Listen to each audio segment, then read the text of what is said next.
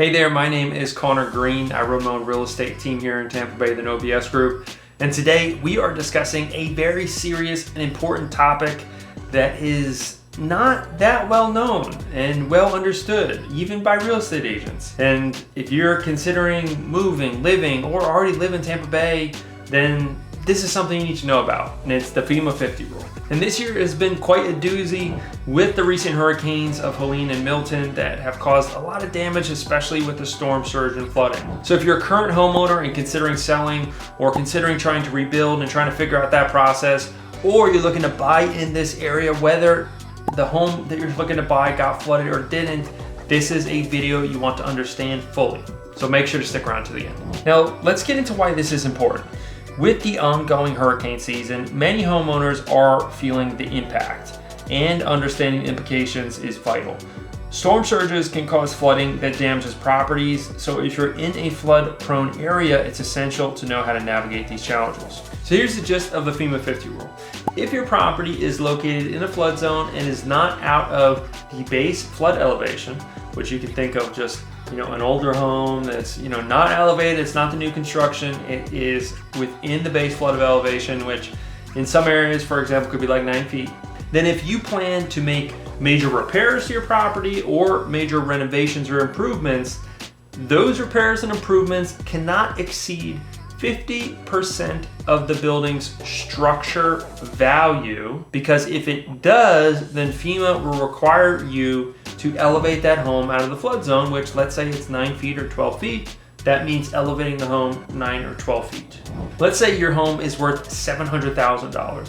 You might think, okay, FEMA50 rule, I get it. I can spend $350,000. That's cool. My renovation's only gonna cost me $200,000.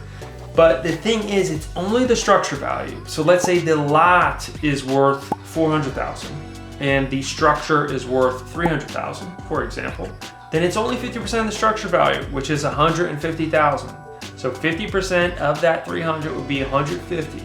And so that is going to be your cap. You cannot exceed that. If you do, again, you are going to be required to raise the property out of that flood elevation.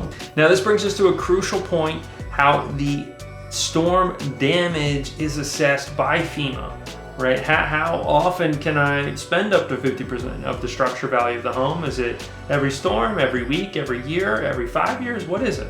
Now from FEMA's eyes, which is the federal level, each storm is treated as a separate incident. So that 50% of the structure value, if we go back to that $700,000 home, $300,000 structure value, that gives you $150,000 for each single event, so each named storm. But while each event resets the clock from FEMA standpoint, the local municipality you're in could treat things differently. They might, let's say, have a 1 year rolling period and say you cannot exceed that $150,000 for a year. And so if you have multiple storms happen in the same year, or you had some other things going on with your home, all of a sudden you could hit that cap and then not be able to fix your home. Let me give you some different examples too on how different counties and municipalities treat things differently. For example, here in Southwest Florida, counties like Lee and Collier have different rules for how they treat it. Lee County operates on a 5-year cumulative period, whereas Collier County, which for example is where Naples is located, if you've ever heard of Naples, they operate on a 10-year. So if you've had major damage from a couple hurricanes like Helene and Milton, all of a sudden you could hit that threshold pretty quickly. So what does this mean for real estate in our region? Well, we've seen patterns develop over the years. Typically, people have short memories when it comes to storms. They prepare, weather the event, and life goes on.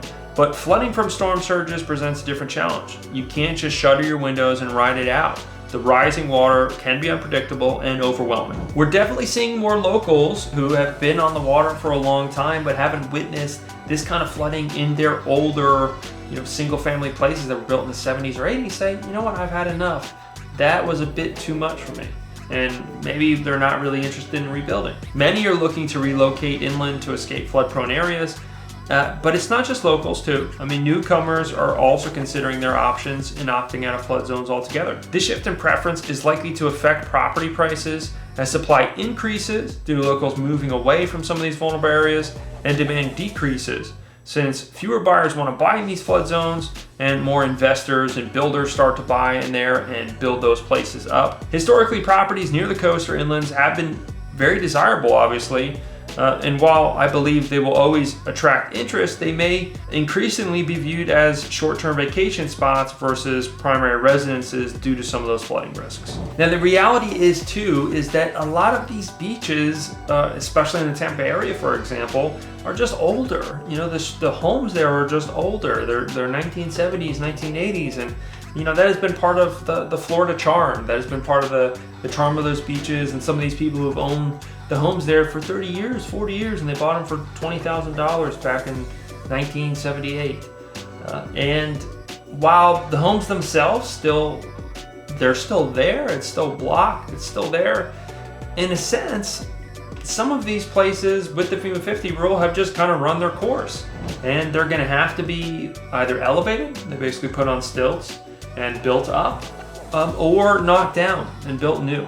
And that is just going to be a reality of the redevelopment of these beaches areas, these areas that are in flood zones, that are prone to this flooding, because the FEMA50 rule is just going to make it unreasonable and impractical for people to continue to rebuild them, to continue to remodel them after a flood. Now, I know this is a lot of information and it's not necessarily pleasant, but it's all true and it's important. So it's good for you to understand. If you're a homeowner in this area and you want some help navigating this entire thing and what this means for you and where you should go next, please reach out to me. Myself and my team would love the opportunity to be your local resource and guide. And if you're considering buying the area, investing, or just moving here, reach out to us too. You know, we'd love to guide you and make sure that while this is something to consider, it's just another thing to consider, right? And it's not a death sentence. It's not, oh man, we can never live here anymore. It's just something that you need to be aware of, be able to navigate, and we can help you do that in a manner that is intelligent and protects your financial investments. I'm very curious to hear your opinion. Comment below how this affects your perspective on buying, selling, or investing in the Florida area, you know, in flood-prone areas, and what you think the impact of this FEMA50 rule is going to be on home prices, on supply, on demand, on all of it. Drop that comment below and reach out to me with any questions. If you like this clip and want to watch another one, go ahead and click here. And if you want to make my day, smash that like button, drop a comment below, let me know your thoughts, and don't forget to subscribe. Hit that notifications bell so you don't miss out on the next video we drop.